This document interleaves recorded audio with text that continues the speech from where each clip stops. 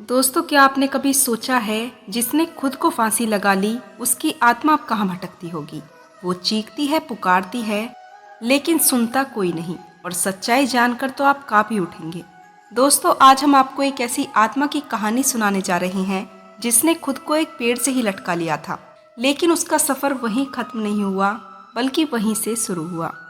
हमारे शास्त्रों, पुरानी विद्याओं और तंत्र विद्याओं के अनुसार जो आत्माएं असमय और दर्दनाक मृत्यु से गुजरती हैं, जैसे आत्महत्या या फांसी, उनकी आत्मा को मोक्ष नहीं मिलता। दोस्तों, ऐसी आत्माएं धरती पर ही अटक जाती हैं, उनकी इच्छाएं अधूरी रह जाती हैं, वो उसी स्थान पर भटकती रहती हैं जहां उन्होंने मृत्यु को गले लगाया था। कुछ आत्माएं बदले की आग में जलती हैं तो कुछ बस शांति चाहती हैं, लेकिन हर आत्मा डरावनी होती है। तो दोस्तों, कहानी इस प्रकार से है। स्थान है उत्तर प्रदेश का एक पुराना सा गांव चंद्रपुर, जहां 2016 की गर्मी का जून का महीना था। गांव चंद्रपुर अपनी साधारणता के लिए जाना जाता था। मिट्टी के घर, कच्ची सड़कों पर बैलगाड़ी की आवाजें और लोग जो सुबह सूरज उगने से पहले खेतों में निकल जाते थे। लेकिन गांव के बाहरी किनारे पर एक सूखा अकेला नीम का पेड़ खड़ा होता है। कोई उसके पास नहीं जाता और रात होते ही वहाँ की हवाएं भी सिहारने लगती थी। रूपा गांव की सबसे खूबसूरत लड़की थी। रूपा महज 19 साल की थी। उसकी आंखों में सपने थे और दिल में प्यार। वो स्कूल के बाद अपने पिता के खेतों में काम करती थी। उसके पिता बहुत ही सख्त थे। गांव में उनकी इज्जत थी। रूपा को गांव के ही एक लड़के से प्यार हो जाता है। उसका नाम था विक्रम, जो शहर से पढ़ाई करके लौटा था। वो समझदार था, पढ़ा लिखा था और रूपा को बहुत सम्मान देता था। दोनों रोज मंदिर में मिलते और पेड़ के नीचे बैठकर सपने बुनते। लेकिन गांव में प्यार की सजा सिर्फ बदनामी और सजा होती है। जब इस बात की भनक रूपा के पिता को लगी तो उन्होंने बिना एक पल गवाए उसकी शादी तय कर दी, एक शराबी बूढ़े जमींदार से, जो दहेज के बदले रूपा को खरीदना चाहता था। शादी की तैयारी हो चुकी थी। अगले दिन सुबह बारात आनी थी, लेकिन रूपा की आंखों में न तो खुशी थी न डर, बस एक गहरी चुप्पी थी। उस रात गांव में तेज आंधी आई। सब दरवाजे बंद कर अपने अपने घरों में चले गए। सुबह जब सूरज उगा तो गांव के एक बुजुर्ग ने नीम के पेड़ पर पास जाकर कुछ लटका हुआ देखा। रूपा सफेद साड़ी में उसी पेड़ पर झूल रही थी। लोगों की भीड़ लग गई। किसी ने विक्रम को दोषी ठहराया, किसी ने रूपा के बाप को। लेकिन अब कुछ भी नहीं बदला जा सकता था। रूपा चली गई थी, लेकिन नीम का पेड़ अब जीवित हो चुका था, आत्मा से भरा हुआ था। दोस्तों, रूपा की आत्मा के तीसरे ही दिन गांव की एक महिला ने बताया कि उसने रात 2 बजे उसी नीम के पेड़ के पास एक लड़की को रोते हुए देखा है। उसका चेहरा धुंधला था, लेकिन उसकी चूड़ियों की खनक और लाल आंखें। फिर एक के बाद एक दिन और अजीब सी घटनाएं होने लगी। गांव के जानवर उस पेड़ के पास नहीं जाते। मोबाइल का नेटवर्क वहां गायब हो जाता है और हर पूर्णिमा की रात वहां फांसी के फंदे की परछाई दिखाई देने लगी। दोस्तों, गांव के प्रधान ने एक तांत्रिक को बुलाया, बाबा विशिष्ट। बाबा ने कहा, ये आत्मा शांति नहीं, इंसाफ चाहती है। इसका प्रेम अधूरा है और इसकी आत्मा बंधी हुई है उसी नीम से। जब तक इसका अंतिम सपना पूरा नहीं होता, ये आत्मा भटकती रहेगी और शायद किसी और को भी अपनी जगह लेने पर मजबूर भी कर सकती है। दोस्तों, विक्रम शहर जा चुका था, लेकिन 6 महीने बाद वो वापस आया।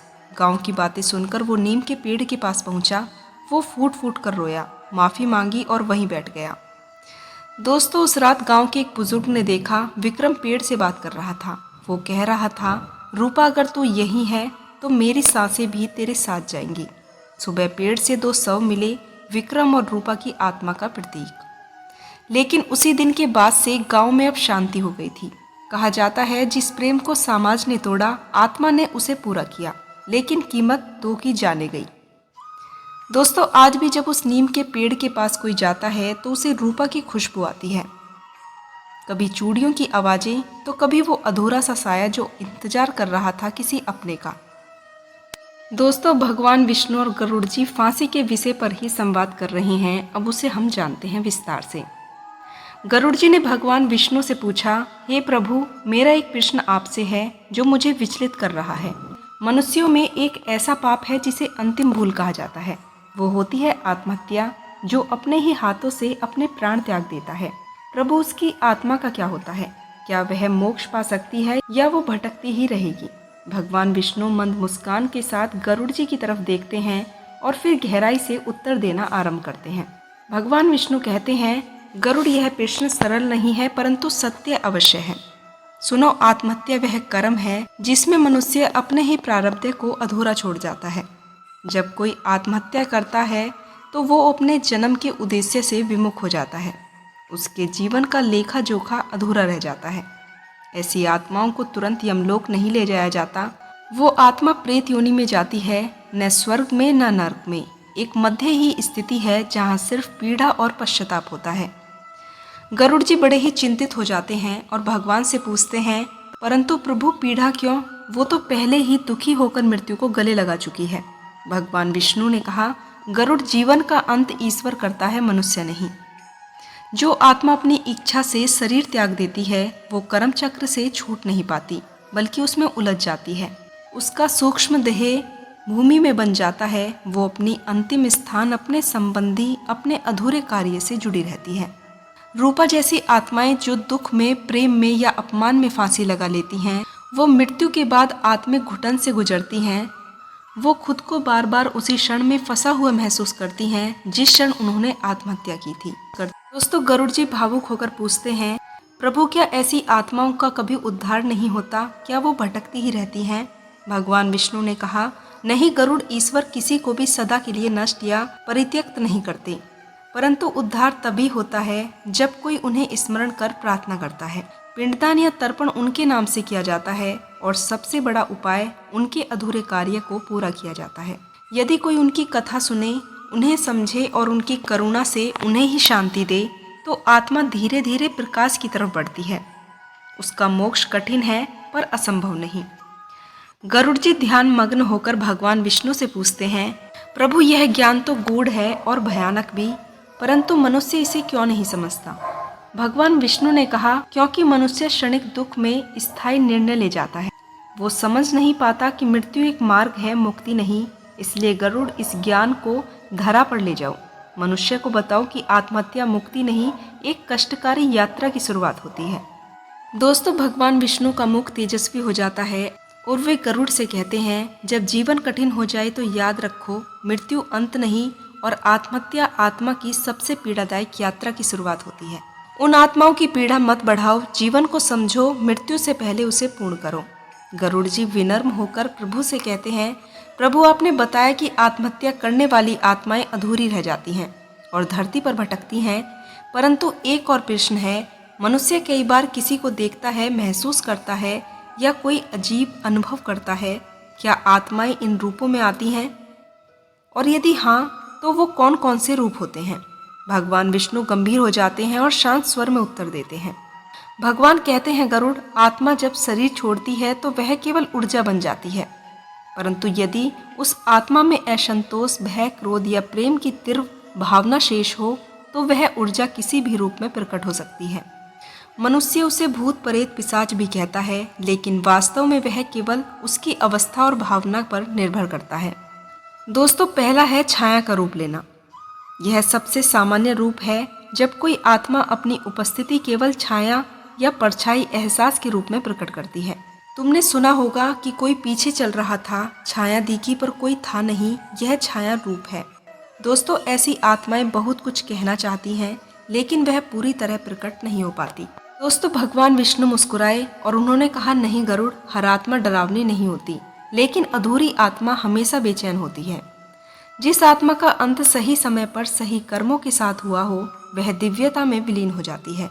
लेकिन अगर उसकी मृत्यु पीड़ा, धोखा, हत्या या आत्महत्या से हुई हो, तो वे आत्माएं किसी न किसी रूप में लौट आती हैं, जब तक उन्हें शांति नहीं मिले।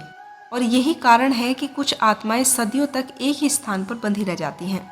मंद स्वर में भगवान विष्णु आंखें बंद कर लेते हैं और आकाश में चमकती हुई एक आत्मा की छाया दिखाई देती है, जैसे वो किसी उत्तर की तलाश में हो। दोस्तों, हर परछाई सिर्फ रोशनी नहीं बनती, कुछ परछाइयाँ आत्मा की तरह होती हैं, और हर वो एहसास जो बिना किसी के आता है, वो किसी आत्मा का संकेत हो सकता है। पर क्या आप पहचान सकते हैं कौन से रूपों में आत्मा आपके पास आती है? दोस्तों, गरुड़ जी कहते हैं, प्रभु, आपने बताया कि आत्माएं विभिन्न रूपों में प्रकट होती हैं, पर मैं जानना चाहता हूँ कि वो आत्माएं डरावनी क्यों लगती हैं? क्या वो सचमुच किसी को नुकसान पहुँचाना चाहती हैं या वो स्वयं किसी डर में ही जी रही होती है। भगवान विष्णु अपनी आंखें मूंद लेते हैं और एक दिव्य आलोक में उत्तर देना आरंभ करते हैं। गरुड़ जी अब द्रवित होकर भगवान विष्णु से कहते हैं, क्या कोई है जो उन्हें इस पीड़ा से निकाल सके? क्या कोई उन्हें फिर से प्रकाश में ले जा सके? भगवान विष्णु ने कहा, हाँ गरुड़, जब कोई उन्हें पुकारता नहीं बल्कि सुनता है, जब कोई उन्हें भूत नहीं आत्मा समझकर तर्पण करता है, जब कोई उनकी कहानी सुनकर उन्हें शांति देता है, तब वह आत्मा डरावने रूप से मुक्त होकर फिर से अपनी दिव्यता को प्राप्त कर सकती है। तुम्हें इस सत्य को लोगों तक पहुंचाना होगा गरुड़, ताकि वो आत्महत्या करने वाले को केवल अपराधी नहीं बल्कि दुखी आत्माएं समझें, जिन्हें मुक्ति की आवश्यकता है, दुत्कार की नहीं। दोस्तों, अब एक और आत्मा दिखाई देती है जो धीरे धीरे विकृत रूप से बदलकर एक शांत प्रकाश में विलीन हो जाती है। जो आत्मा फांसी से मरती है वो केवल फांसी नहीं, वो पल पल उसी पीड़ा को जीती है। हर चीख, हर फंदा, हर अधूरी कहानी उसे फिर लटकने पर मजबूर कर देती है। क्या आप सुन सकते हैं उनकी अधूरी कहानियाँ? दोस्तों, बैकुंठ में अब गहरा सन्नाटा है। गरुड़ जी अब बहुत चिंतित हैं और व्याकुल भी हो चुके हैं। उन्होंने जान लिया है कि जो आत्माएं फांसी लगाकर जाती हैं वो पीड़ित होती हैं, विकृत होती हैं और अधूरी होती हैं। गरुड़ जी द्रवित और गंभीर स्वर में कहते हैं, प्रभु, अब मुझे भय नहीं, करुणा हो रही है। जो आत्मा इस प्रकार की मृत्यु का मार्ग चुनती हैं वे तो हर रात फिर से उसी मौत को जीती हैं। मुझे बताइए, मनुष्य को इससे कैसे बचाया जा सके? इन आत्माओं को मोक्ष कैसे मिले? और अगर कोई आत्मा आसपास महसूस हो तो क्या करना चाहिए?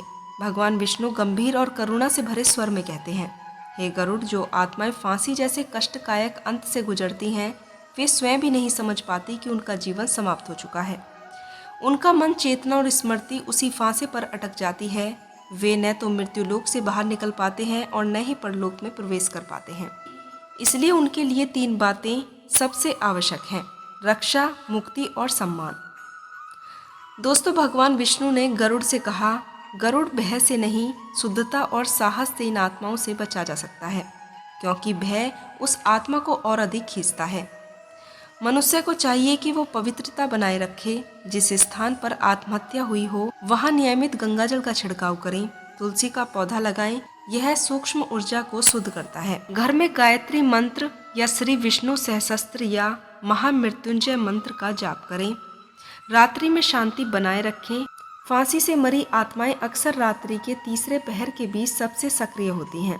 उस समय दीप जलाकर ध्यान करें और आत्मा को कहें, तुम जो भी हो, मैं तुम्हारे लिए शांति की प्रार्थना करता हूँ। जाओ, प्रकाश की ओर जाओ। दोस्तों, डर नहीं, स्थिर रहें। भय से आत्मा की शक्ति बढ़ती है, साहस से वह निष्क्रिय होती है। यदि कोई आत्मा गंध, परछाई या स्पर्श महसूस हो तो ओम नमो भगवते वासुदेवाय का जाप कर सकते हैं। दोस्तों, दूसरा है फांसी वाली आत्माओं को मुक्ति कैसे दी जाए। भगवान विष्णु करुणा भरे स्वर में कहते हैं, हे गरुड़, फांसी से मरी आत्माओं को स्वीकार की आवश्यकता है। समाज उसे अपराध कहकर भुला देता है, परंतु आत्मा तब तक मुक्त नहीं होती जब तक कोई उसे याद करके तर्पण न दे दे, पिंडदान न कर दे और उसकी कहानी पूरी तरह न कहे। दोस्तों, गया जी में तर्पण करना चाहिए। विशेष रूप से ऐसी आत्माओं के लिए गया में पिंडदान करने से उन्हें गति प्राप्त होती है। दोस्तों, गरुड़ पुराण भी कहता है कि जो गया में पिंडदान नहीं पाते वो प्रेत योनि में घूमते रहते हैं, चाहे मृत्यु कितने ही वर्षों पूर्व क्यों नहीं हुई हो। उनके नाम से दीपदान करें। आत्मा के नाम से किया गया नदी या तालाब में दीपदान उन्हें प्रकाश की तरफ ले जाता है। उनकी बातों को सुनना। कभी कभी आत्मा कोई संदेश देना चाहती है। यदि सपने में, ध्यान में या अचानक कुछ संकेत मिले तो उसे समझें। आत्मा की बात पूरी होने पर ही वह आगे बढ़ पाती है।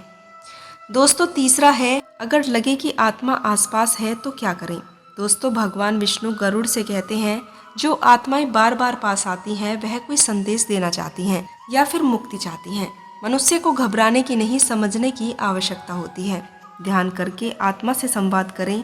बैठकर दीपक जलाएं और कहें, यदि तुम कोई संदेश देना चाहती हो तो मेरे सपने में आकर मुझे बता देना। दोस्तों, पवित्र मंत्रों से स्थान की रक्षा करें। घरों के चारों कोने में ओम पवित्र पवित्रो सर्वाध्या गतोब्धि मंत्र का उच्चारण करें। दोस्तों, पवित्र मंत्रों से स्थान की रक्षा करें। काले तिल, नमक और गोमूत्र मिलाकर सफ्ते में एक बार स्थान शुद्ध करें। आत्मा को प्रेम से विदा दें। दोस्तों, अंत में आत्मा से कहें कि तुम जो भी हो, मैं तुम्हारे लिए प्रार्थना करता हूँ या करती हूँ, जाओ शांति से जियो। यह वाक्य आत्मा को बहुत गहरे से स्पर्श कर जाता है। दोस्तों, बैकुंठ में अब एक दिव्य प्रकाश फैलता है। एक आत्मा जो पहले विकृत रूप ले चुकी थी, अब शांत हो गई है। उसके चेहरे से पीड़ा हट गई है। दोस्तों, भगवान विष्णु मुस्कुराए और गरुड़ से कहा, जब मनुष्य श्रद्धा, प्रेम और सुनने की भक्ति से आत्मा को विदा करता है तो सबसे विकृत आत्मा भी प्रकाश की तरफ बढ़ जाती है। फांसी से गई आत्माएं भी फिर मोक्ष की पात्र बनती हैं, अगर उन्हें समझा जाए, सुना जाए और सम्मान दिया जाए तो। दोस्तों, जो आत्माएं फांसी से गई हैं उन्हें दुत्कारो मत, वो पहले से ही टूटी हुई हैं।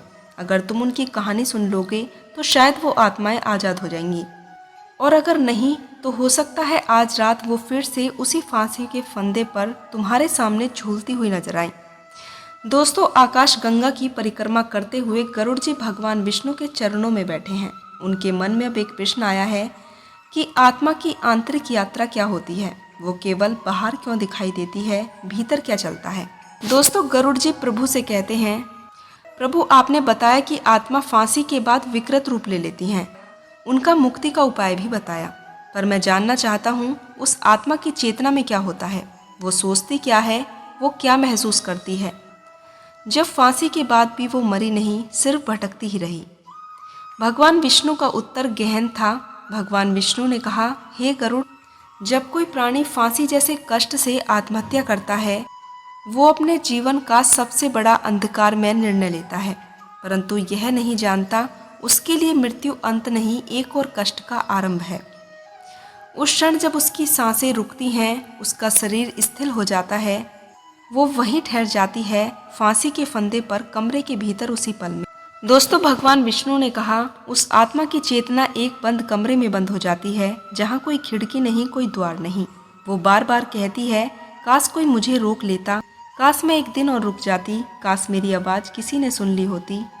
ये काश काश काश उसके भीतर एक गूंज बनकर बार बार दोहराते रहते हैं। वो देखती है अपना शव, अपनों का रोना, लेकिन वो छू नहीं सकती, रोक नहीं सकती। वो कमरे में चली जाती है, चिल्लाती है, रोती है, पर कोई नहीं सुनता। धीरे धीरे वो अनुभव करती है कि उसके लिए अब समय जा चुका है, दुनिया आगे बढ़ गई है और वो वहीं रुकी हुई है। तो भगवान विष्णु कहते हैं, ऐसी आत्माओं के आसपास एक काला, भारी और आभा मंडल बन जाता है। उसे कहते हैं आकस्मिक मृत्यु क्षेत्र।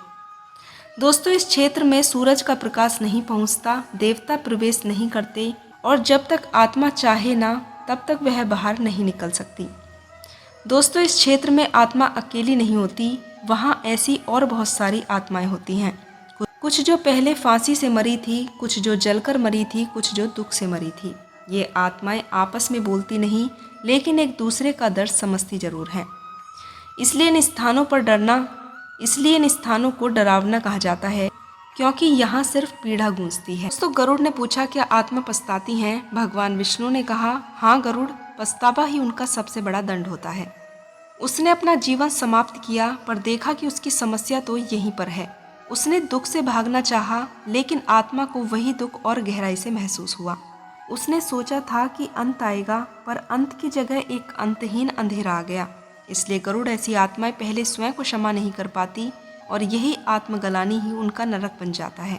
दोस्तों, कभी कभी आत्मा क्या करती हैं, भगवान विष्णु धीरे से बताते हैं। कुछ आत्माएं अपनी उपस्थिति जानती हैं, कभी किसी के सपने में आकर, कभी चीजें गिराकर, कभी किसी को उस कमरे में जाने से रोककर। पर ध्यान रहे, ये आत्माएं आपको डराने नहीं आती, वो बस सुनना चाहती हैं।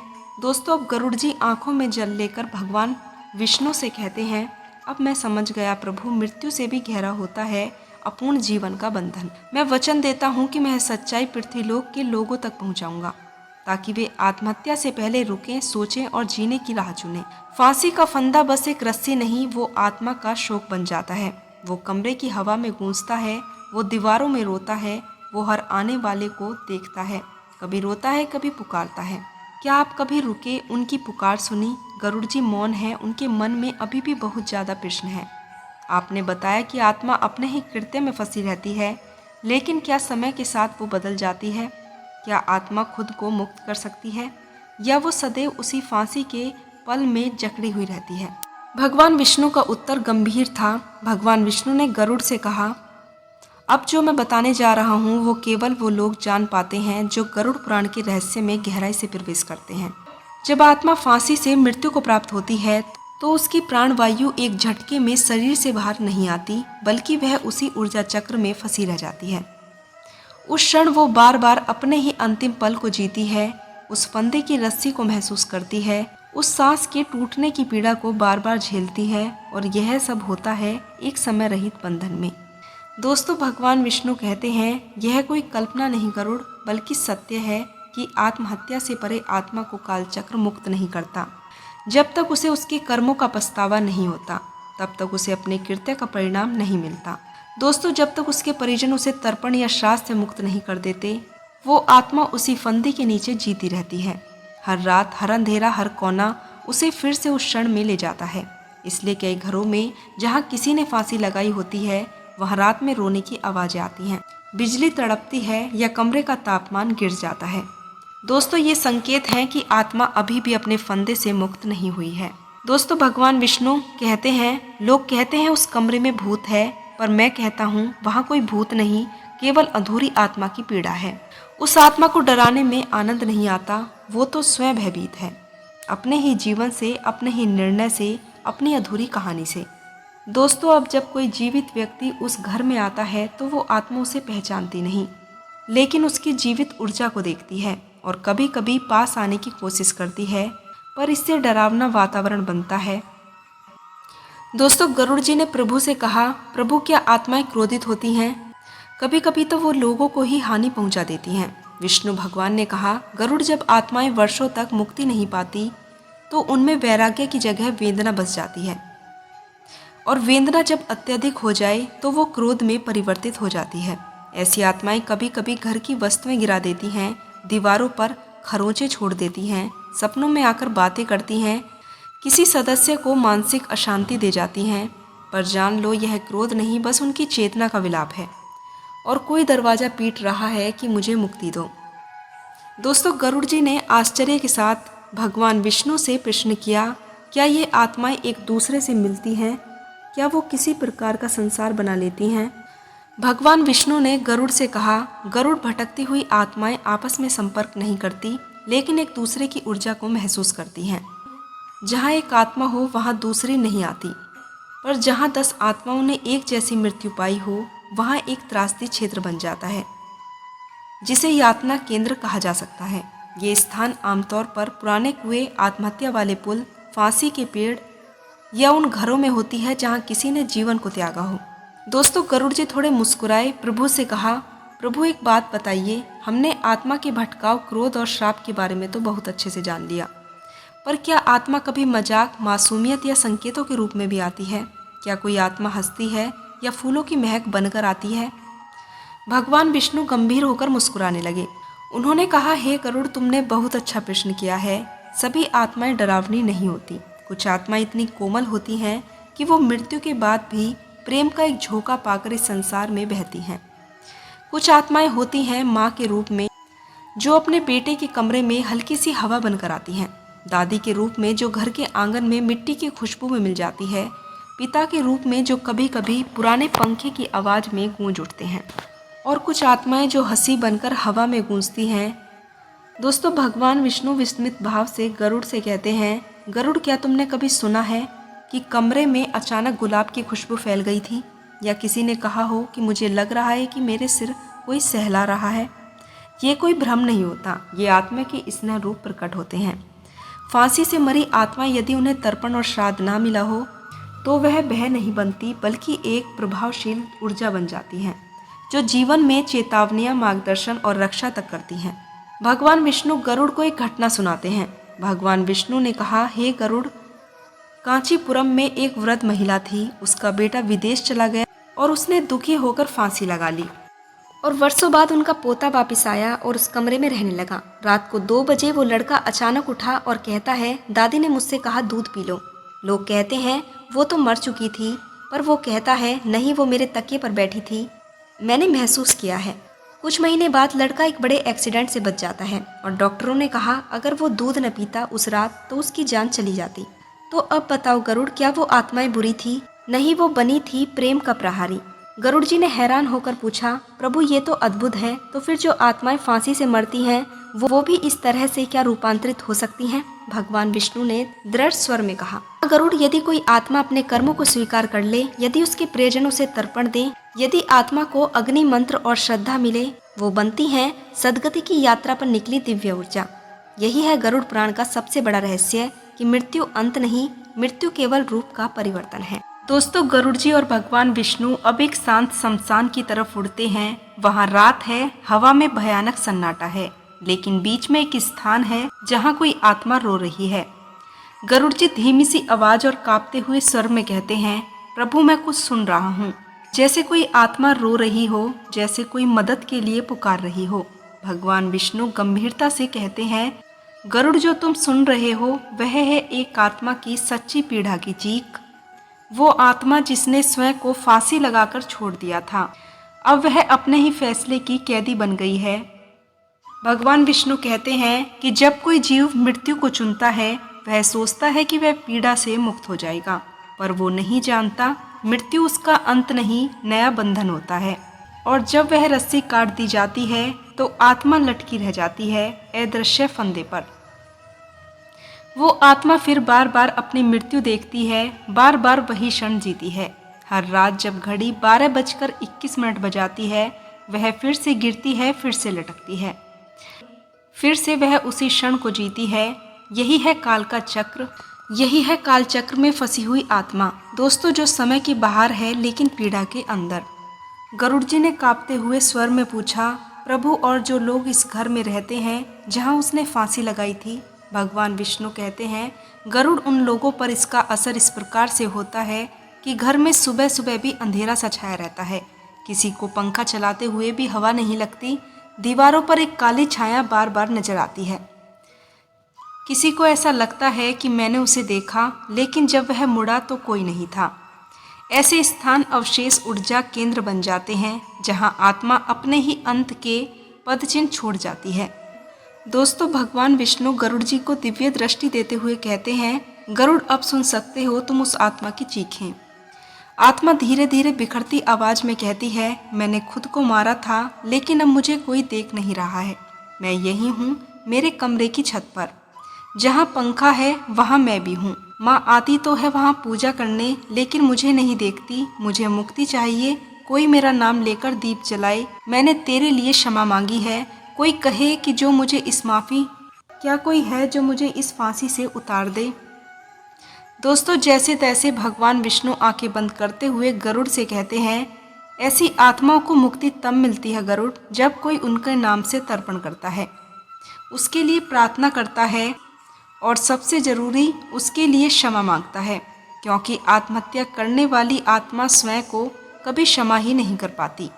दोस्तों, इस वीडियो के माध्यम से अगर कोई देख रहा हो और उसे लगे कि उसके किसी प्रिय ने फांसी लगाई थी, तो वह एक छोटा सा दीपक जलाकर उस आत्मा से कहे, तू मुक्त है, मैं तुझे क्षमा करता हूँ और मैं तुझे स्वीकार भी करता हूँ। दोस्तों, यह छोटे से कर्म आत्मा के बड़े बड़े बंधन तोड़ देते हैं।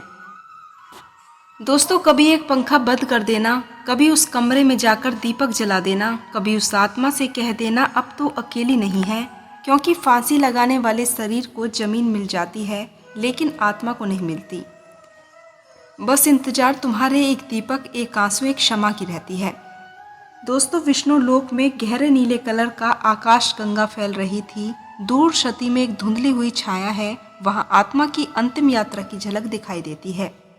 गरुड़ जी भावुक उठते हैं। गरुड़ जी भगवान विष्णु से धीरे स्वर में कहते हैं, प्रभु, क्या कोई कथा ऐसी भी है जहाँ फांसी लगाकर मेरी आत्मा को अंत में मुक्ति मिल सके? भगवान विष्णु गंभीरता से कहते हैं, हाँ गरुड़, ऐसी एक कथा है।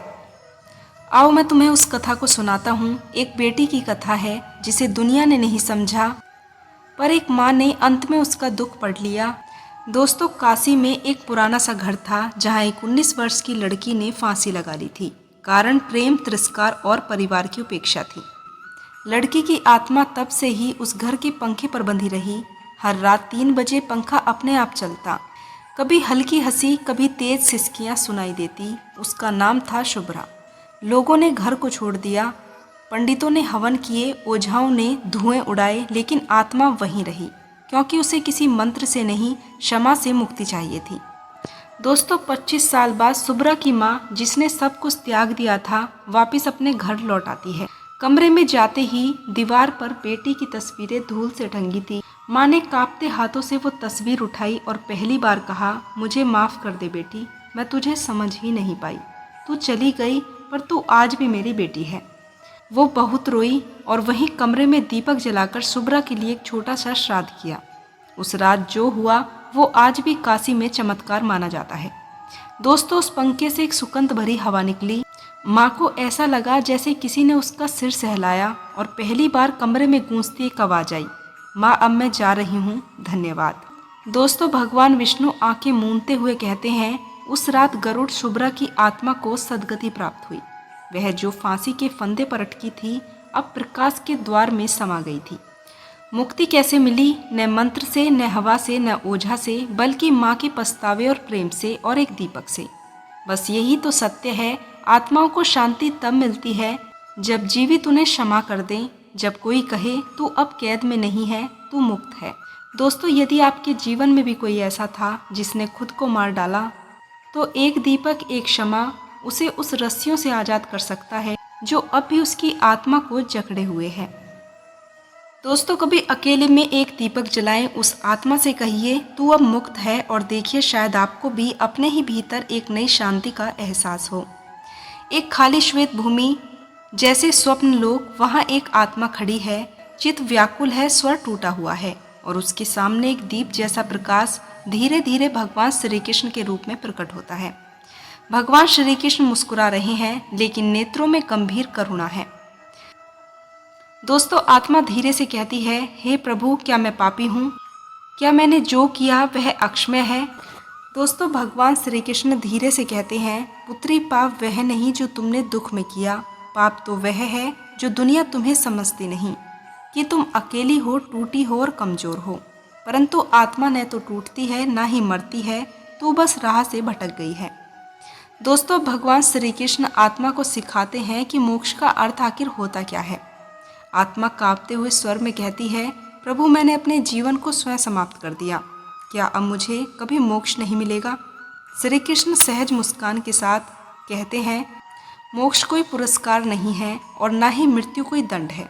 मोक्ष वह है जब तू स्वयं को स्वीकार कर लेती है, जब तू ये मान लेती है कि तू कोई गलती नहीं थी, तू ईश्वर का ही अंश थी, और तेरा दुख तेरा अंत नहीं बल्कि तेरी यात्रा थी।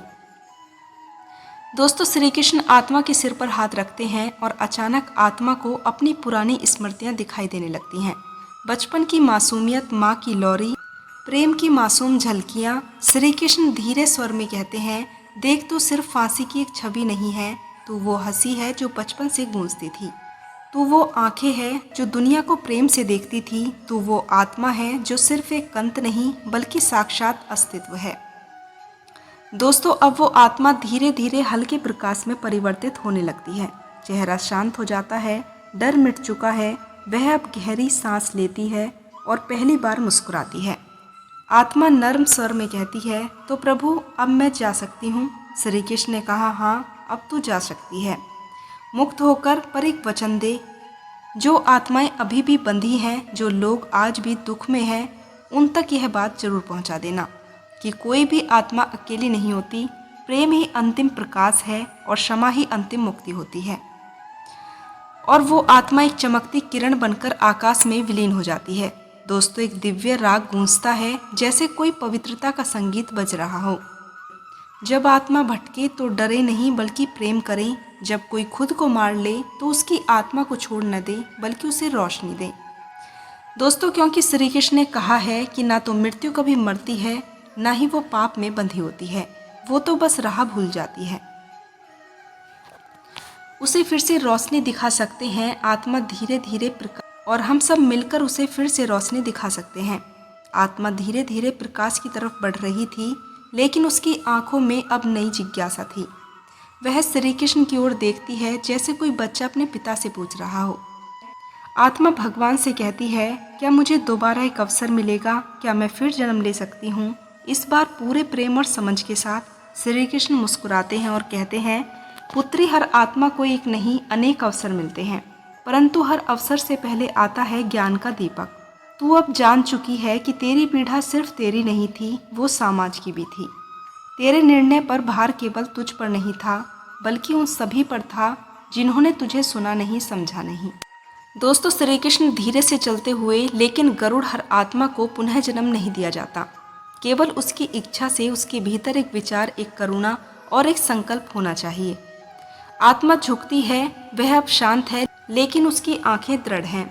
आत्मा प्रभु से कहती है, यदि मुझे लौटना पड़े ताकि मैं एक और आत्मा को यह कह सकूं कि तू अकेली नहीं है, तो मैं लौटूंगी। यदि मेरी पीड़ा किसी और को रोशनी दे सकती है तो मैं फिर जीना चाहती हूँ। दोस्तों, भगवान विष्णु ने गंभीर स्वर में कहा, यही तो मोक्ष होता है, जब आत्मा स्वयं के लिए नहीं बल्कि दूसरे के दुखों को मिटाने के लिए फिर से पृथ्वी पर जाना चाहती है।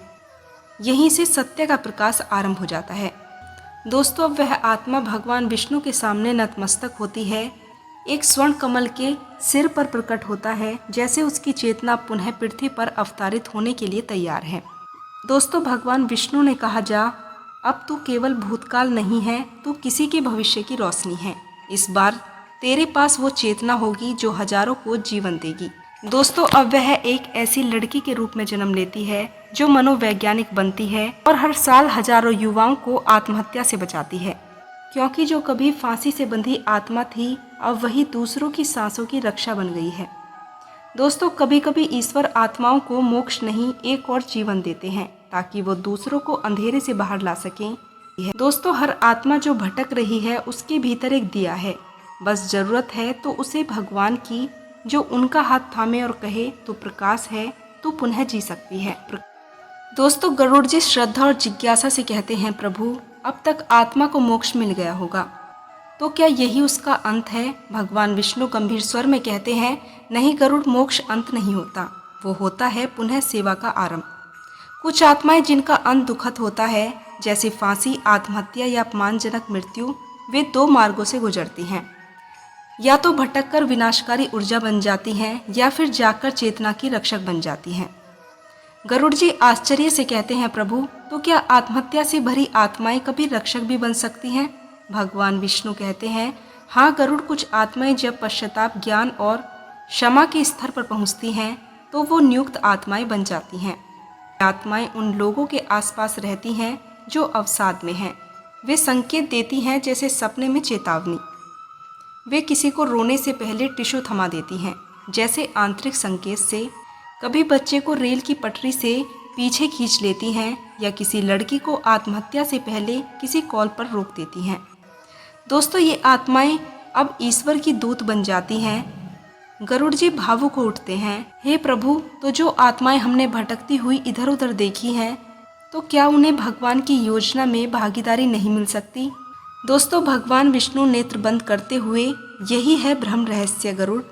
मनुष्य मृत्यु को अंत समझता है, पर मैं कहता हूँ कि मृत्यु तो केवल आवरण बदलना है। फांसी का फंदा यदि पश्चाताप, क्षमा और प्रेम से छू जाए, तो वह एक कमल का सेतु बन जाता है, जो आत्मा को अंधकार से प्रकाश की तरफ ले जाता है। दोस्तों, जहाँ एक युवक छत पर बैठा है, आत्महत्या करने ही वाला है, लेकिन अचानक उसे किसी ने पीछे से खींच लिया। वह देखता है कोई नहीं है, लेकिन उसके कानों में एक धीमी फुसफुसाहट सी आती है, रुक जा, तू अकेला नहीं है, मैं तुझसे पहले आई थी, अब मैं तुझे इस गलती से बचाने आई हूँ। दोस्तों, हर आत्मा जो फांसी के फंदे पर लटकी होती है, जरूरी नहीं कि वो हमेशा डर बन जाए। कुछ आत्माएं बनती हैं संकेत, रक्षक और प्रेम की अदृश्य छाया। तो ये वही आत्माएं हैं जो आज तुम्हारे साथ हैं, जो चाहती हैं कि तुम दोबारा वो गलती ना करो जो तुमने की थी। गरुड़ जी नर्म हो जाते हैं और प्रभु से कहते हैं, हे प्रभु, यदि कोई मानव इस वीडियो को देख रहा है और वह स्वयं कभी टूट चुका है या फिर किसी प्रिय को खो चुका है, तो उसे क्या करना चाहिए? दोस्तों, भगवान विष्णु का अंतिम उपदेश भावुक और दिव्य था।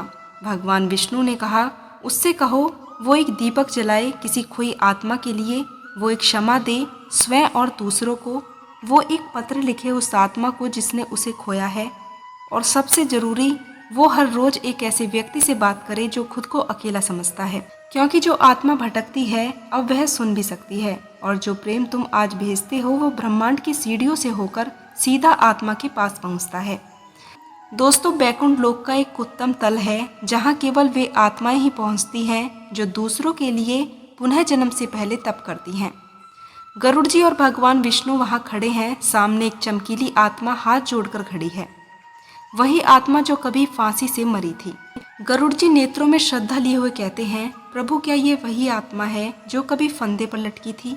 भगवान विष्णु मुस्कुराते हुए कहते हैं, हाँ गरुड़, यही वह आत्मा है जिसने मृत्यु से नहीं अहंकार से युद्ध किया था, जिसने पीड़ा से नहीं मौन से संवाद किया था और जिसने अपने ही अंधेरे को दूसरे की रोशनी बना दिया है। तो आत्मा विनम्र स्वर में कहती है, प्रभु अब मैं जान गई हूँ कि मृत्यु कोई समाधान नहीं होता। क्या मैं वापस जाकर उन आत्माओं के कानों में कह सकती हूँ कि रुक जा, तू अब भी जीवित है? और भगवान विष्णु कहते हैं, जा, अब तू आहा नहीं आशा बनेगी, अब तू वह स्पर्श बनेगी जो बिना दिखाई दिए किसी टूटे हुए व्यक्ति की आंखों से आंसू पोंछ दे। दोस्तों, एक लड़का मोबाइल स्क्रीन पर सुसाइड नोट टाइप कर रहा था। तभी स्क्रीन अचानक ब्लैक हो जाती है और टाइप होता है, मत कर, मेरी गलती दोबारा मत कर। लड़का उठकर बैठ जाता है और देखता है कोई नहीं है, लेकिन उसके दिल की धड़कनें बदल चुकी थी। वो रुक जाता है। यही वो आत्मा है जिसे आज से कुछ पल पहले ही मुक्ति मिली थी। अब वह बन गई है प्रभु की अदृश्य उंगली। दोस्तों, जो आत्माएं कल तक अंधेरे में थी, अब वो हर किसी को रोशनी बनाना चाहती हैं। आत्मा मरती नहीं, वो आकार बदलती हैं। वो डरती नहीं, वो दिशा बन जाती हैं। और हो सकता है तुम्हारे जीवन में जो अचानक रोक, अचानक बदलाव, अचानक आंसू, वो भी उसी आत्मा के संकेत हों जो कभी भटकी थी, अब तुम्हें बचाने आई है। दोस्तों, गरुड़ जी अब भगवान विष्णु से पूछते हैं, प्रभु आत्मा को ये अवसर मिल सकता है? भगवान विष्णु नेत्र बंद करके उत्तर देते हैं, हाँ, हर आत्मा को अवसर नहीं, आमंत्रण मिलता है। जो आत्मा पछतावे की अग्नि से तपती है, क्षमा की गंगा में डूबती है और सेवा के दीप से स्वयं को जलाती है, वही आत्मा भूत नहीं बोध बनती है। अब गरुड़ जी शांत हो जाते हैं और भगवान विष्णु बोलते हैं, हे गरुड़, अब जाकर पृथ्वी पर कहो, फांसी लगाने वाले शरीर को भले ही शमशान मिल जाएगा, पर आत्मा को शांति तभी मिलती है जब कोई कहता है तू पापी नहीं है, तू पीड़ित है और मैं तुझे क्षमा करता हूँ। दोस्तों, यदि हर घर में एक दीपक उन आत्माओं के नाम के जले तो भूत नहीं होंगे बल्कि भक्त बनेंगे। कभी कभी उस पंखे को बंद कर देना, कभी उस पंखे को भी बंद कर देना, कभी उस आत्मा से बात कर लेना, कभी अपने कमरे में बैठकर बस इतना कहना, अगर तू कहीं है तो सुन, तुझे जाने की इजाज़त है। क्योंकि आत्मा बंधती नहीं, वो बस सुनना चाहती है एक बार तुम्हारे मुँह से अपना नाम। दोस्तों, गरुड़ जी थोड़ी देर के लिए मौन रहते हैं। उनके नेत्रों में अब पहले जैसी तीव्रता नहीं थी, बल्कि एक करुणा है, एक गहराई है जो किसी सच्चाई को भीतर तक छू जाने के बाद आती है। उन्होंने धीरे से प्रभु की तरफ देखा और बोले, उनकी आवाज़ पहले से धीमी, मानो आत्मा की गहराई से निकल रही हो। जो आत्माएं फांसी के बाद भटक रही हैं, जो अपना जीवन स्वयं त्याग देती हैं, क्या वे कभी दोबारा उस स्थिति में लौटती हैं जहाँ से उन्होंने अपने जीवन की डोर काटी थी? भगवान विष्णु की आंखें थोड़ी देर के लिए बंद रहीं, मानो वे कुछ देख रहे हों, मानो ब्रह्मांड के उस सबसे सूक्ष्म कंपन को सुन रहे हों जहां आत्माएं अपने ही निर्णय में अटकी पड़ी रहती हैं। दोस्तों, गरुड़ जी ने भगवान विष्णु से पूछा, गरुड़ प्रभु का इस बार स्वर अत्यंत ही कोमल था, कुछ जहां आत्माएं अपने ही निर्णय में अटकी पड़ी रहती हैं। गरुड़ प्रभु का स्वर इस बार अत्यंत ही कोमल था। कुछ आत्माएं लौटती हैं, लेकिन वो लौटना केवल पुनः जन्म नहीं होता, वो लौटना एक परीक्षा होती है। नहीं होता, वो लौटना एक परीक्षा होती है। अत्यंत ही कोमल था, कुछ जहां आत्माएं अपने ही निर्णय में अटकी पड़ी रहती हैं। गरुड़ प्रभु का स्वर इस बार अत्यंत ही कोमल था। कुछ आत्माएं लौटती हैं, लेकिन वो लौटना केवल पुनः जन्म नहीं होता, वो लौटना एक परीक्षा होती है। लेकिन वो लौटना केवल पुनः जन्म नहीं होता, वो लौटना एक परीक्षा होती है। इस बार अत्यंत ही कोमल था। कुछ आत्माएं लौटती हैं, लेकिन वो लौटना केवल पुनः जन्म नहीं होता, वो लौटना एक परीक्षा होती है। वो लौटना एक परीक्षा होती है। वो लौटना एक परीक्षा होती है। जब आत्मा मृत्यु को स्वयं बुला लेती है तो वह केवल शरीर को नहीं त्यागती, बल्कि अपने अधूरे कर्म, रिश्ते और वचन को भी बीच में ही छोड़ जाती है। और ये अधूरे बंधन उसे बार बार उसी जगह खींच लाते हैं जहाँ से वह भागी थी। दोस्तों, गरुड़ जी ने सिर झुका लिया। उनका मन अब जिज्ञासु नहीं, बल्कि भीतर ही भीतर से भारी हो गया था। उन्होंने कहा, प्रभु ऐसी आत्मा को क्या सजा मिलती है? भगवान विष्णु गहरी सांस लेते हैं और कहते हैं, गरुड़, यह मत सोचो कि परमात्मा केवल दंड देता है।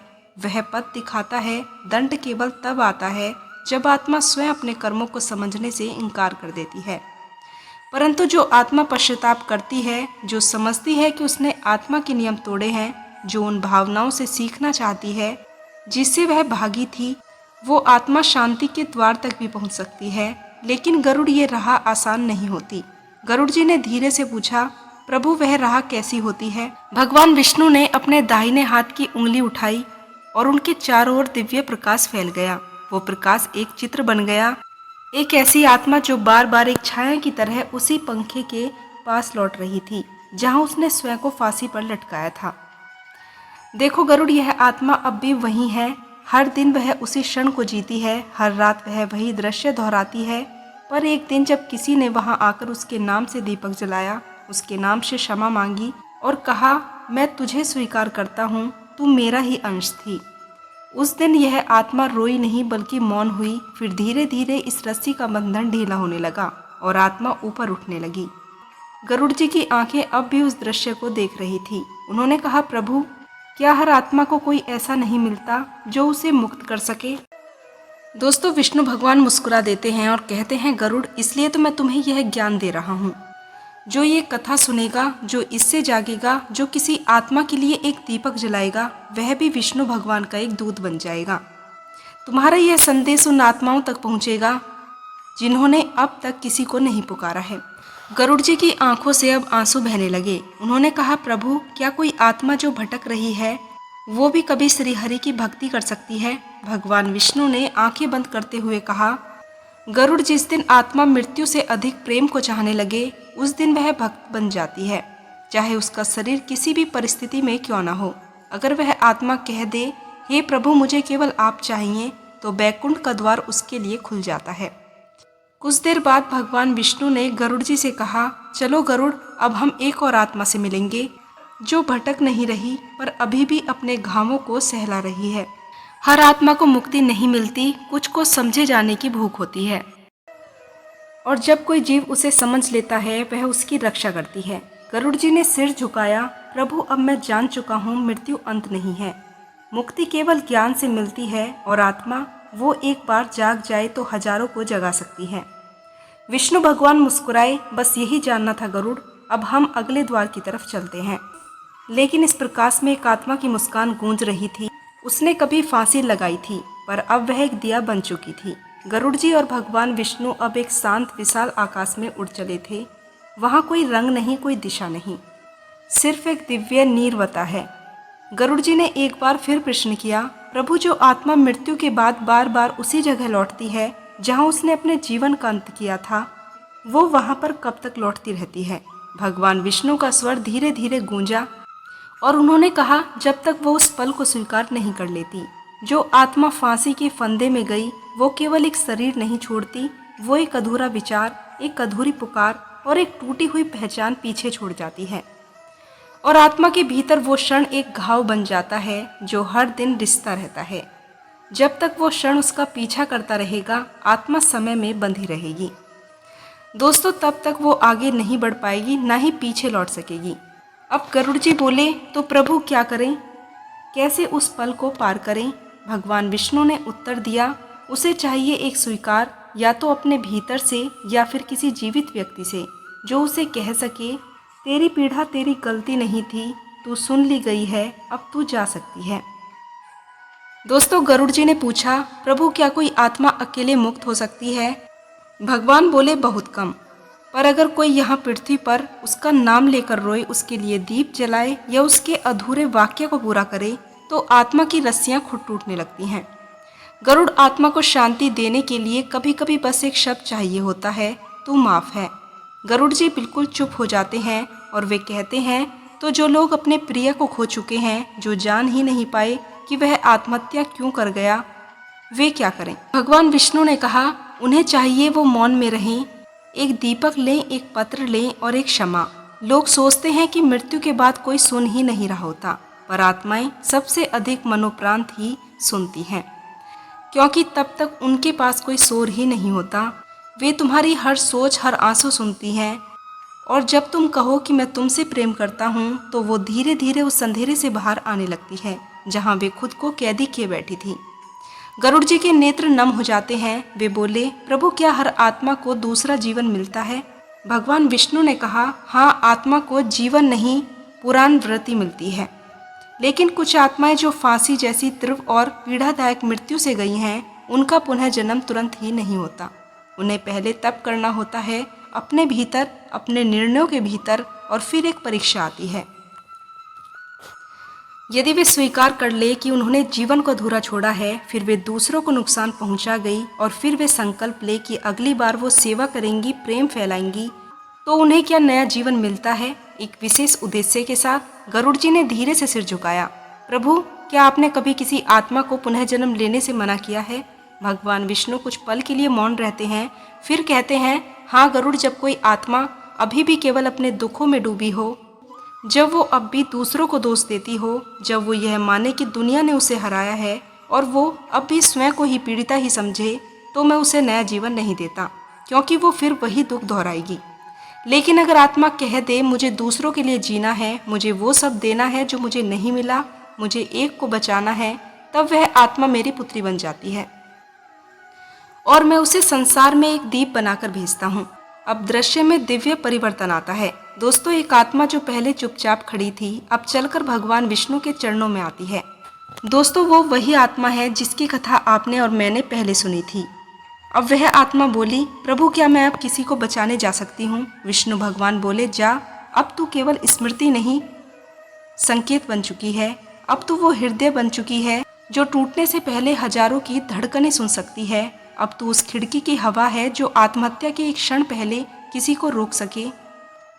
आत्मा धीरे धीरे प्रकाश में लिपट जाती है। उसका चेहरा शांत है, वो मुस्कुरा रही है और एक सपने की तरह ओझल हो जाती है। गरुड़ जी और भगवान विष्णु मौन खड़े थे। भगवान ने अंतिम बार कहा, गरुड़, अब के बाद जब भी कोई आत्मा फांसी के फंदे पर भटकेगी, तो कहीं न कहीं से एक दीपक जल उठेगा, क्योंकि तू अब भी ये कथा पृथ्वी पर सुनाने जा रहा है। गरुड़ जी चकित हैं। प्रभु, वे बोले, क्या ये आत्माएं हैं? हाँ गरुड़, विष्णु भगवान ने कहा, ये वे आत्माएं हैं जो अधूरी कहानियां लेकर मृत्यु के द्वार पर पहुंची थी। इनमें से कई वो हैं जिन्होंने अपने जीवन को स्वयं समाप्त किया था। गरुड़ जी की दृष्टि एक आत्मा पर टिक जाती है। वह कांप रही थी, छाया में खड़ी है, उसका चेहरा स्पष्ट है, लेकिन उसकी आंखों में एक असहनीय व्याथा है। उसने कहा, प्रभु, ये आत्मा इतनी डरी हुई क्यों है? भगवान विष्णु कुछ पल शांत रहे और कहा, क्योंकि इसने जीवन से हार नहीं मानी थी, बल्कि अपने विश्वास से हार मान ली थी। जब आत्मा को लगता है कि कोई नहीं है जो उसकी बातें सुने, कोई नहीं है जो उसे समझे और कोई नहीं है जो उसे रोके, तब वह आत्मा केवल शरीर नहीं छोड़ती, बल्कि वह विश्वास का संसार ही तोड़ देती है। और गरुड़, विश्वास टूटने की पीड़ा मृत्यु से भी बड़ी होती है। गरुड़ जी की आंखें भर आती हैं। क्या उसे कोई सुन नहीं सकता प्रभु? भगवान विष्णु बोले, हाँ, जो लोग अपने मन के भीतर मौन की भाषा रखते हैं, जो एकांत में भी किसी को पीड़ा या छू नहीं सकते, वे ऐसी आत्माओं की आवाज़ बन सकते हैं। इस आत्मा को बस एक ही चीज़ चाहिए होती है, वो होता है समझा जाना। बस कोई एक बार कह दे, मैं जानता हूँ तू क्या महसूस कर रही थी, तू अकेली नहीं थी, मुझे तेरा दर्द दिखता है, तो यह आत्मा धीरे धीरे कांपना बंद कर देगी और प्रकाश की तरफ चली जाएगी। दोस्तों, अब गरुड़ जी को एक प्रकाश पुंज दिखाई देता है जिसमें एक आत्मा पुनः जन्म लेने को तैयार खड़ी है। गरुड़ जी आश्चर्य से पूछते हैं, प्रभु, क्या वह आत्मा दोबारा जन्म लेने जा रही है? हाँ गरुड़, विष्णु बोले, इसने तप किया है, इसने अपने निर्णय को समझा है और अब यह संसार में लौटकर उन आत्माओं को ढूंढेगी जो उस मार्ग पर चल रही हैं, जिस पर वह एक बार गिर चुकी है। अब वह एक रक्षक है, एक संकेत है और एक चेतना की मिसाल बनकर जाएगी।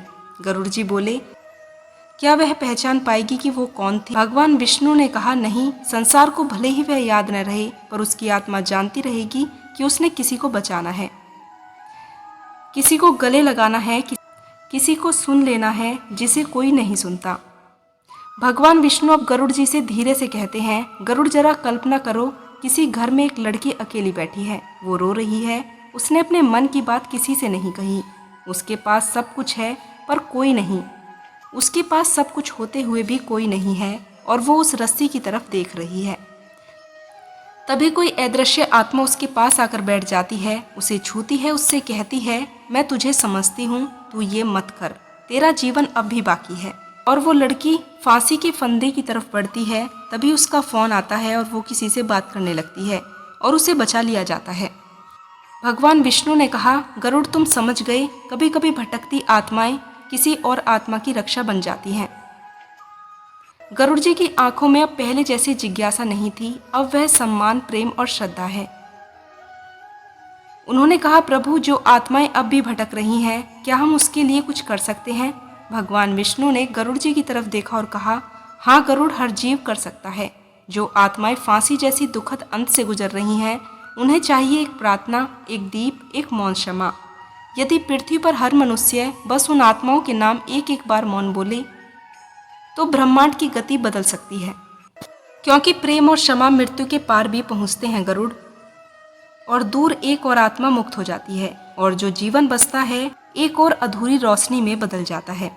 गरुड़ जी थोड़ी देर के लिए मौन रहे और फिर उन्होंने अत्यंत ही धीमे स्वर में पूछा, प्रभु क्या ये संभव है कि कोई आत्मा जिसने अपने जीवन का अंत किया है धरती पर किसी विशेष व्यक्ति के पास बार बार लौट आए? विष्णु भगवान का चेहरा गंभीर हो जाता है। उन्होंने कहा, हाँ गरुड़, जब कोई आत्मा अपना जीवन अधूरा छोड़ती है तो उसका मन, उसकी इच्छा और उसकी चेतना उसी स्थान, उसी मनुष्य या उसी वचन में बन जाती है जहाँ उसने अपने अंत से पहले सबसे गहरा जुड़ाव महसूस किया था। वो आत्मा तब तक लटकती है जब तक उसे सुनने वाला या उसे मुक्त कर देने वाला कोई नहीं मिल जाए। इसलिए गरुड़, तुम देखोगे कुछ लोग बार बार एक ही सपना देखते हैं, एक ही आवाज़ सुनते हैं या किसी एक कोने में उन्हें एक अजीब सी अनुभूति होती है। ये संकेत हैं कि कोई आत्मा अब भी इंतजार कर रही है। गरुड़ जी अब धीमे से पूछते हैं, प्रभु क्या वह आत्मा चाहती है कि कोई उसे रोके या उसके दुख समझे? विष्णु भगवान ने गहरी सांस ली, मानो उन करोड़ों पीड़ित आत्माओं की सिसकियों को समेट लिया हो, और बोले, गरुड़, आत्मा को आंसू नहीं चाहिए, उसे चाहिए समन, क्षमा और प्रेम का एक मौन स्वीकार। अगर कोई बस इतना कह दे कि मुझे अफसोस है कि मैं उसे बचा नहीं सका, तू अकेली नहीं थी, तू मेरी यादों में है, मेरी रोशनी में जिएगी, तो आत्मा का वह गांठा हुआ बंधन खुलने लगता है। जैसे कोई आत्मा मुक्त हो रही हो और धीरे धीरे प्रकाश की हलचल तेज हो जाती है, जैसे कोई आत्मा मुक्त हो रही हो। गरुड़ जी ने भगवान विष्णु की तरफ देखा, प्रभु यदि कोई व्यक्ति आज भी उस पीड़ा से जूझ रहा हो और वह स्वयं उस आत्मा की तरह सोच रहा हो, तो क्या वह खुद को बचा सकता है? भगवान विष्णु की आंखें इस बार थोड़ी नम हो जाती हैं। वो स्वर जो बैकुंठ के सबसे कोमल भावों में भरा हुआ था, गरुड़, हर व्यक्ति के भीतर मैंने एक ज्योति दी है, पर कभी कभी अंधेरा इतना घना हो जाता है कि उसे लगता है कि वो अकेला है, पर वह अकेला नहीं होता। अगर वो किसी को पकड़ ले, किसी को लिख दे, किसी को कह दे, मैं टूट रहा हूँ, तो यह एक वाक्य उसे मृत्यु से खींच प्रकाश की ओर खींच सकता है। इसलिए जो आत्माएं फांसी से गुजरती हैं, वे लौटकर दूसरों को रोकने आती हैं। एक कंपन, एक हवा का झोंका, एक विचित्र सा सपना बनकर, ये सब उस आत्माओं की चेतावनी ही होती हैं, और अगर उन्हें कोई सुन ले तो वह एक जीवन को बचा सकता है। दोस्तों, भगवान धीरे धीरे उस आत्मा की तरफ जाते हैं जिसने पहली बार फांसी लगाई थी। अब वह आत्मा बैकुंठ में खड़ी है, उसके पास कई और आत्माएं खड़ी हैं, कुछ भयभीत, कुछ चुप और कुछ थकी हुई। वह आत्मा अब उनकी तरफ देखती है और धीरे से कहती है, मैं तुम्हारी तरह ही थी, पर कोई मुझे सुनने को तैयार नहीं था। अब मैं तुम्हारे लिए वो बनूंगी जो मुझे कभी नहीं मिला। विष्णु भगवान मुस्कुराकर कहते हैं, अब यह आत्मा भूत नहीं, वंदनीय रक्षक बन गई है। गरुड़ जी की आंखों से आंसू बहने लगे। प्रभु, ये ज्ञान पृथ्वी तक पहुंचना चाहिए। भगवान विष्णु बोले, इस संवाद के माध्यम से जब कोई इसे सुनेगा तो वह एक दीप जलाएगा अपने भीतर, और जब भीतर उजाला होगा तो बाहर भटकी आत्माएं अपने मार्ग को पहचान लेंगी। हर घर जहाँ कोई आत्मा गई है वहाँ एक चुप रोशनी है जो अब जगने को तैयार है। विष्णु भगवान और गरुड़ जी एक ज्योति के पथ पर आगे बढ़ जाते हैं, जहाँ हर कदम पर एक आत्मा की मुस्कान खिलती है, और वहाँ से कोई लौटता है तो वह दूसरों को बचाने आता है।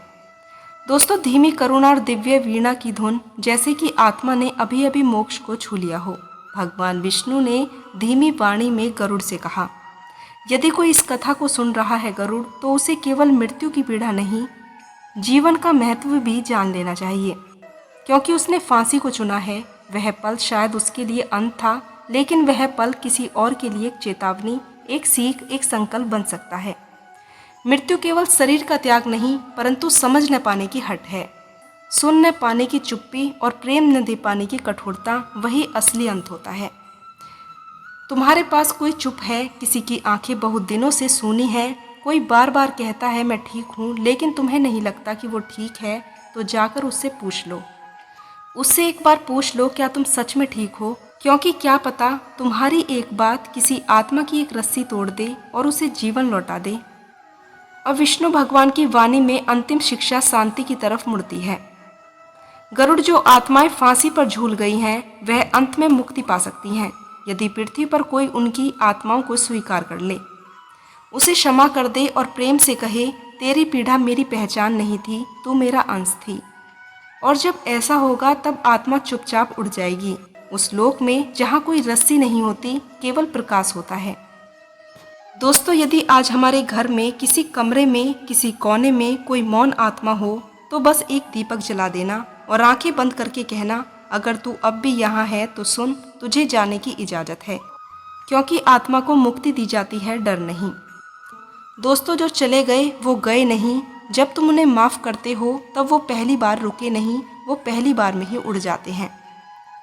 फांसी लगाई थी उन्होंने, लेकिन अब वो आत्मा नहीं, दिया बनकर जल रही थी, शायद तुम्हारे ही अंधेरे में। तो दोस्तों, आज आपने सुनी उस आत्मा की कथा जो फांसी लगाकर चली गई थी, लेकिन उसका अंत वास्तव में उसकी शुरुआत थी। ये वीडियो सिर्फ एक कहानी नहीं है, ये एक आँख खोल देने वाली चेतावनी है। दोस्तों, उन सभी के लिए जो सोचते हैं कि सब कुछ खत्म हो गया है, लेकिन नहीं, कोई अंत नहीं होता। हर आत्मा की पुकार सुनी जाती है, बस जरूरत है तो सुनने वाले दिलों की। अगर आज की ये कथा आपके भीतर कुछ हिला गई है, अगर किसी आत्मा के लिए आपने एक क्षण मौन रखा है, तो इस वीडियो को दूसरों तक जरूर पहुंचाएं। शायद कोई और जिसे सुनने वाला कोई नहीं हो, वो इस वीडियो को देखकर अपनी रस्सी छोड़ दे और उम्मीद पकड़ ले।